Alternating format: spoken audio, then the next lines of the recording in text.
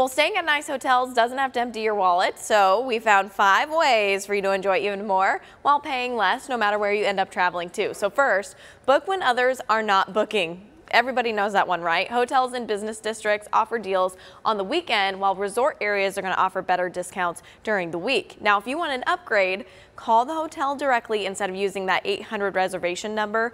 Also, check in near the end of the day. Book at newly opened hotels since they tend to offer better deals to get better exposure. We've done deals of the day for those. Use social media. Let the front desk know that you're really active on rating sites like Yelp, TripAdvisor, any social media pages, and they're going to offer extra perks if you let them know that. Don't forget to sign up for the alerts on travel websites so you're the first to know about all of the deals. Now, there are more tricks and tips to save. Just go to abc15.com/smartshopper. All right, Chelsea, thank you for those tips. Appreciate that.